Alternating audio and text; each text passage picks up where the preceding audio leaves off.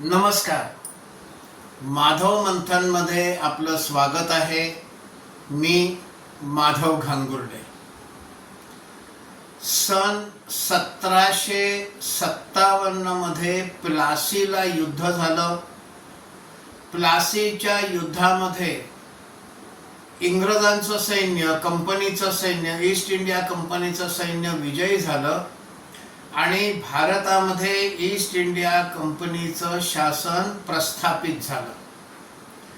त्यानंतर east India कंपनीनं कलकत्त्यामध्ये fort William मध्ये आपली राजधानी स्थापित केली आणि मग एकदा राजधानी स्थापित केली, आपलं राज्य स्थापन केलं की मग त्या ठिकाणी कोर्ट पाहिजे. म्हणून त्या ठिकाणी कंपनीनं, कंपनी म्हणजे ईस्ट इंडिया कंपनीनं तिथे एक कोर्ट स्थापन केलं जे फोर्ट विल्यम मध्येच होतं. या कोर्टामध्ये सर विल्यम जोन्स हा एक कनिष्ठ दर्जाचा न्यायाधीश होता.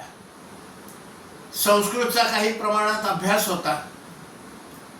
इंग्रजांनी मग जेव्हा न्यायदानाला त्या कोर्टातून सुरुवात केली त्यावेळी मुस्लिमांसाठी त्यांनी शरियाचा उपयोग केला न्यायदानासाठी. म्हणजे गंमत बघा, त्यांनी त्यांचं न्यायालय स्थापन केलं पण न्यायदानासाठी इंग्लंडमध्ये अस्तित्वात असलेले कायदे त्यांनी आणले नाहीत. मग त्यांनी मुसलमानांसाठी शरियाप्रमाणे न्यायदान करायचं ठरवलं. मग बाकीच्यांचं काय? मग त्यामध्ये हिंदू, बौद्ध, जैन जे थोडेफार धर्मांतरित झाले ते ख्रिश्चन, यहुदी, पारशी यांना कुठल्या न्याय संहितेच्या आधारावर न्यायदान करायचं. म्हणून मग सर विल्यम जोन्स यांनी काही ग्रंथांचा शोध घेतला आणि मग त्याच्या हाती मनुस्मृतीवर आधारित एक विवेचन सापडलं. मनुस्मृतीची मूळ प्रत ही कुठेही उपलब्ध नाही. या ठिकाणी सुरुवातीलाच एक गोष्ट मी या ठिकाणी स्पष्ट करतो. मी मनुस्मृतीचं समर्थन करत नाही. डॉक्टर बाबासाहेब आंबेडकरांनी मनुस्मृतीचं जे दहन केलं त्याचंच मी समर्थन करतो. बाबासाहेबांनी जे दहन केलं त्या कृतीचं गैरसमज होऊ नये म्हणून सुरुवातीला मी माझी याच्यातली भूमिका ही स्पष्ट करतोय. मग त्याला जी विवेचन केलेली, टीका केलेली, ज्याच्यावर कॉमेंट्री केली गेली अशी एक कॉपी त्याच्या हाती लागली आणि मग त्यातनं त्याने न्यायदान सुरू केलं. मुळामध्ये इथे एक गोष्ट लक्षात घेतली पाहिजे की इंग्रज यायच्या आधी कित्येक शतक मनुस्मृती ही लुप्त झाली होती. भारतामध्ये कोणीही मनुस्मृतीप्रमाणे वागत नव्हतं. किंबहुना अनेक लोकांना मनुस्मृती माहिती नव्हती अशी अवस्था होती. मनुस्मृतीचा कालखंड साधारणपणे ईसा पूर्व 200 ते इसवी सनाच्या 200 म्हणजे त्या 400 वर्षाच्या काळामध्ये मनुस्मृतीची रचना केली असं मानलं जातं. पुढच्या काळामध्ये ती मनुस्मृती लुप्त झाली आणि नंतरच्या काही काळामध्ये याज्ञवल्क स्मृती ही प्रचलित होती. याज्ञवल्क स्मृतीमध्ये अस्पृश्यता नाही. हा एक आहे, त्याच्यामध्ये जे चांडाळ होते त्यांना अस्पृश्य मानलं जायचं. पण बाकीचे जे सगळे वर्ण होते, ब्राह्मण, क्षत्रिय, वैश्य, शूद्र, यांच्यात अस्पृश्यता याज्ञवल्क्य स्मृती सांगत नाही. किंबहुना याज्ञवल्क स्मृती ही विविध जातींमध्ये विवाह संबंध, बेटी व्यवहाराचं अनुमती देते, समर्थन करते.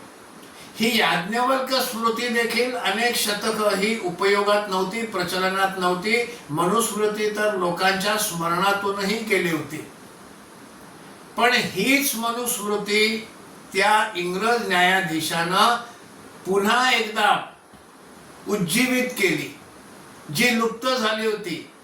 रिसरेक्ट असा शब्द आहे की जे लुप्त झालेलं आहे ते रिसरेक्ट केलं म्हणजे पुनर्जीवित केली. हे त्या सर विल्यम जोन्स या इंग्रज न्यायाधीशानं केलेलं आहे. आणि मग त्या मनुस्मृतीच्या आधारावर इंग्रज कोर्ट न्यायदान करायला लागलं. आणि मग मनुस्मृतीमध्ये वर्णव्यवस्था आहे, अस्पृश्यता आहे, म्हणून हिंदू समाजामध्ये मनुस्मृतीमुळे अस्पृश्यता ही मानली जाऊ लागली. असा एक प्रवाद हा सगळीकडे पसरला. आता इथे प्रश्न असा पडतो की मग बाकीचे ज्यांना इंग्रज लोक अहिंदू म्हणत होते, खरं तर हिंदू, बौद्ध, जैन, मग यासाठी बौद्ध लोकांसाठी भगवान बुद्धांनी सांगितलेल्या तत्वाच्या आधाराने का न्यायदान केलं नाही? जैन लोकांना जैन त्रिपिटक जे आहे त्याच्या आधारावर का न्यायदान केलं नाही? पारशी लोकांना झेंडावेस्टाच्या आधाराने न्यायदानाची तरतूद का ठेवली नाही? अगदी ख्रिश्चनांना देखील, ख्रिश्चन थोडे होते पण नंतरच्या काळात धर्मांतरानंतर ख्रिश्चनांची सुद्धा संख्या वाढली, मग त्यांच्यासाठी बायबलच्या आधारावर का न्यायदान केलं नाही? हे प्रश्न उरतातच. म्हणजे मुसलमानांना शरियाप्रमाणे आणि बाकी सगळ्यांना मनुस्मृतीच्या आधारावर न्यायदान करायला इंग्रजांनी सुरुवात केली. म्हणजे एक लुप्त झालेली स्मृती जी सामान्यपणे लोकांना माहिती देखील नव्हती, ज्याचं प्रचलन नव्हतं, ते इंग्रजांनी पुनर्जीवित केलं आणि अस्पृश्यतेचा विषय हा इंग्रजांनी त्याच्या माध्यमातून रुजवायचा प्रयत्न केला. हे वास्तव आहे. डॉक्टर बाबासाहेब आंबेडकरांनी अस्पृश्यता विरुद्ध लढा दिला, कारण आपल्या देशामध्ये अस्पृश्यता ही प्रचलित होती. अजूनही सर्व ठिकाणी नाहीशी झाली असं म्हणण्यासारखी स्थिती नाही. बाबासाहेबांनी आपल्या जीवनामध्ये अस्पृश्यता निवारणासाठी भरपूर प्रयत्न केले, समाजाला जागृत केलं. आणि मग या अस्पृश्यते विरुद्ध आणखीन एक लढा म्हणून की ज्या ग्रंथाच्या आधारे, खरं जो ग्रंथ लुप्तच झाला होता, जो ग्रंथ कोणी पाळतच नव्हतं, जो इंग्रजांनी उज्जीवित केला, पुन्हा जिवंत केला, पुनर्जीवित केला, अशा ग्रंथाच्या आधारे अस्पृश्यता पाळली जाते. म्हणून प्रतिकात्मक त्यांनी मनुस्मृतीच्या दहनाचा कार्यक्रम घडवून आणला. त्याच्यामध्ये त्यांचा उद्देश होता अस्पृश्यता विरोधी लढ्याला त्यामुळे जर बळ प्राप्त होत असेल तर ते करायचं, असं म्हणून त्यांनी त्या सगळा कार्यक्रम हा घडवून आणला. आता या मनुस्मृती संबंधात अनेक विद्वानांचं काय मत आहे? त्याच्यामध्ये एक सुप्रिया गांधी आहेत. सुप्रिया गांधी या महात्मा गांधींच्या पणती, महात्मा गांधींचे नातू राजमोहन गांधी त्यांच्या या कन्या, आणि राजगोपालचारींची नात ही त्यांची आई. असं ते एकीकडनं महात्मा गांधी आणि दुसरीकडनं राजगोपालचारी या दोन वंशांशी संबंध असलेल्या सुप्रिया गांधी या प्रगत विचाराच्या आहेत. ज्यांना बुरसटलेल्या विचाराच्या म्हणतात अशा त्या नाही आहेत. त्या वामपंथी विचाराच्या बाजूने काहीच्या झुकलेल्या आहेत. त्यांनी देखील असं म्हटलेलं आहे की इंग्रज शासन काळामध्ये कधी नाही एवढी प्रतिष्ठा मनुस्मृतीला इंग्रजांनी मिळवून दिली, आणि इंग्रजांनी त्यांच्या सोयीसाठी मनुस्मृतीचा उपयोग करायला सुरुवात केली, असं सुप्रिया गांधी म्हणतात. सुप्रिया गांधी या डाव्या विचारसरणीकडे जास्त झुकलेल्या अशा आहेत, प्रगतीवादी आहेत, पुरोगामी विचारांच्या आहेत, अशा या सुप्रिया गांधी त्या हे म्हणतात. हे काम सर विल्यम जोन्स यांनी केलं. इंग्रजांनी स्वतःच्या उपयोगासाठी ते पुन्हा कधी नाही तो सन्मान त्या मनुस्मृतीला इंग्रजांनी मिळवून दिला असं त्या म्हणतात. आपल्या देशातल्या एक आणखीन प्रगतीशील पुरोगामी विचाराच्या रोमिला थापर या इतिहासकार आहेत. त्या देखील मनुस्मृती हे भारतात न्यायदानासाठी कधीच वापरलं गेलं नाही असं त्या म्हणतात. पुढे आणखीन सांगतो, महात्मा गांधींनी मनुस्मृतीच्या दहनाचा विरोध केलेला आहे. ते असं म्हणतात, अशा प्रकारचं दहन हे म्हणजे हिंसा आहे. महात्मा गांधी अहिंसेचे पुजारी, अहिंसा पाळत होते आणि मनुस्मृतीचं दहन हा एक प्रकारची हिंसा आहे असं म्हणून महात्मा गांधींनी मनुस्मृतीच्या दहनाचा विरोध केलेला आहे. ही एक माहिती सगळ्यांना असून द्या. आज उठता बसता महात्मा गांधींचं जे नाव घेतात, मुख्यतः त्यांनी हे लक्षात ठेवलं पाहिजे की महात्मा गांधींनी मनुस्मृतीच्या दहनाचा विरोध केलेला आहे.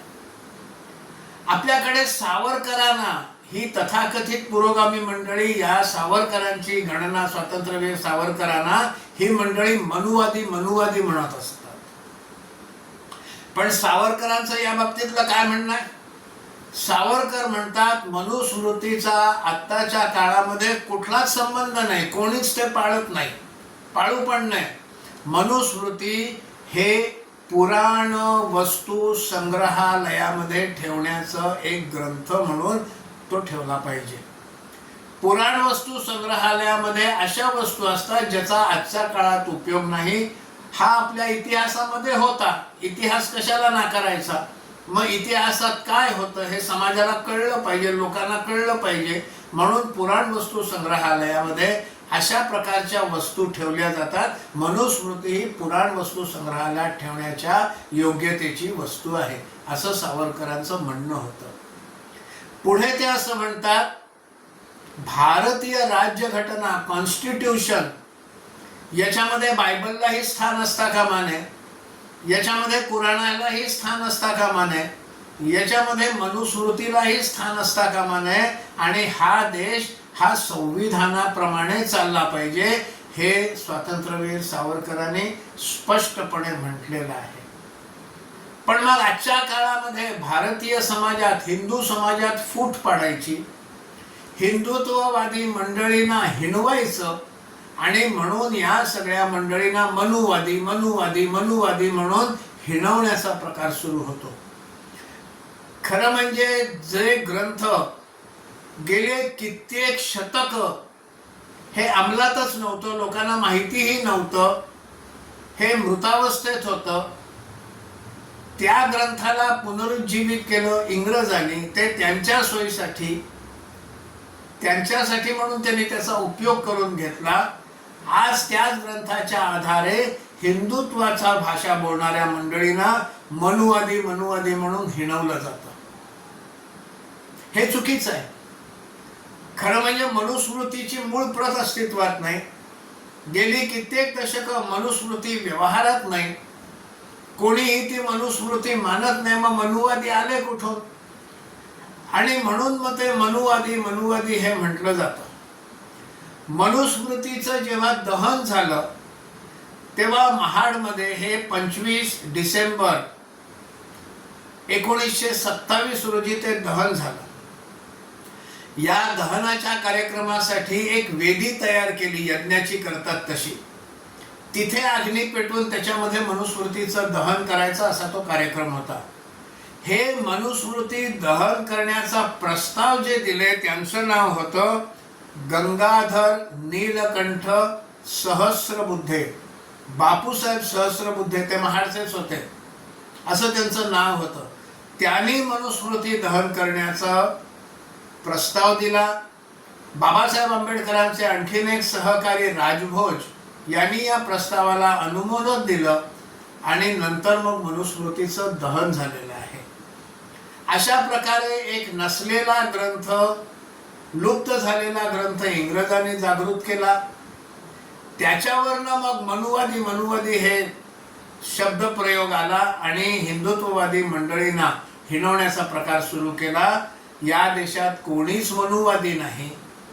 हा देश आपल्या राज्यघटनेप्रमाणेच चालतो आणि त्या राज्यघटनेमध्ये बायबल, कुराण, मनुस्मृती कशालाही स्थान असता कामा नये असे स्वातंत्र्यवीर सावरकर म्हणतात.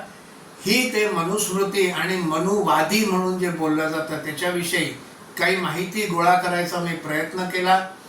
त्यातनं मला जी माहिती हाताला लागली ती आपल्यासमोर मांडण्याचा प्रयत्न केलेला आहे. खूप खूप धन्यवाद.